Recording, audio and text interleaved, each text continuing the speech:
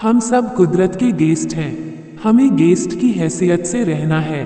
अगर हमें गेस्ट की हैसियत से रहना आ गया तो संसार बुरा नहीं है, लेकिन दुर्भाग्य से हम मेहमान की हैसियत, तौर तरीके भूल गए हैं।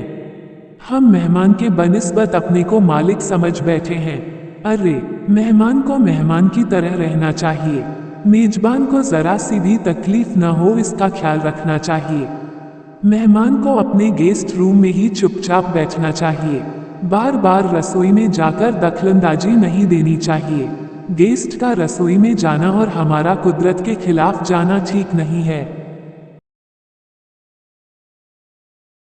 शरीर मिट्टी का बना हुआ है, इससे ज्यादा यारी करना ठीक नहीं है। तुम चिन्मय हो, शरीर पैकिंग है और आत्मा उसके अंदर रखा माल। कीमत पैकिंग की नहीं होती है बल्कि माल की होती है। पैकिंग को उतारकर अलग कर दिया जाता है या फिर फेंक दिया जाता है। नजर माल पर रहती है क्योंकि माल महत्वपूर्ण है। दो चीजें हैं, एक बैंक बैलेंस और दूसरी ब्रेन बैलेंस। आप कहते हैं कि मुझे बैंक बैलेंस चाहिए। अरे भाई, जब ब्रेन बैलेंस ही नहीं रहेगा तो बैंक बैलेंस क्या करेगा? जब शरीर में आत्मा ही नहीं तो शरीर किस काम का?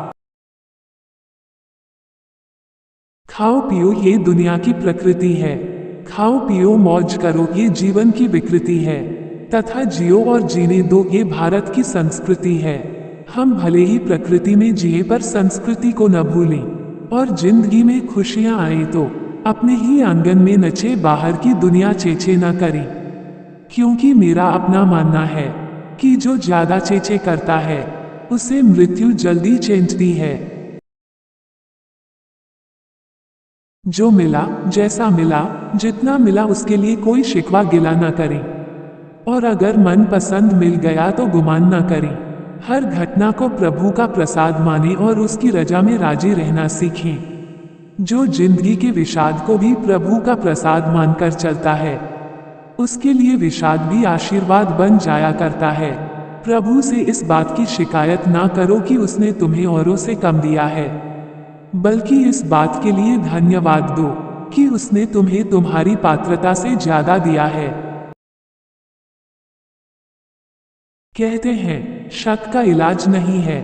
सच है, शक का इलाज हकीम लुकमान के पास भी नहीं था। एक बार शक का कीड़ा दिमाग में घुस जाए तो फिर घुसता ही जाता है और दिमाग का दिवालिया निकालकर ही दम लेता है। एक आदमी की पत्नी शक की मिजाज की थी।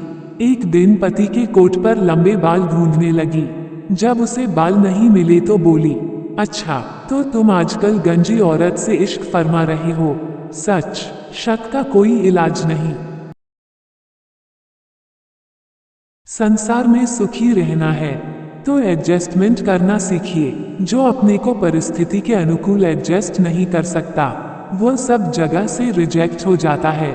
संसार में सब कुछ अपनी मर्जी का नहीं होता, कुछ औरों की मर्जी का भी होगा। इसके लिए तैयार रहिए। जैसी स्थिति हो वैसी अपनी मन स्थिति बना लीजिए। यही सुखी रहने का रहस्य है। जो परिस्थिति के अनुरूप अपने आप को नहीं ढाल सकता तो फिर उसे तो आत्महत्या कर लेनी चाहिए, क्योंकि इसके अलावा उसके लिए और कोई चारा नहीं है।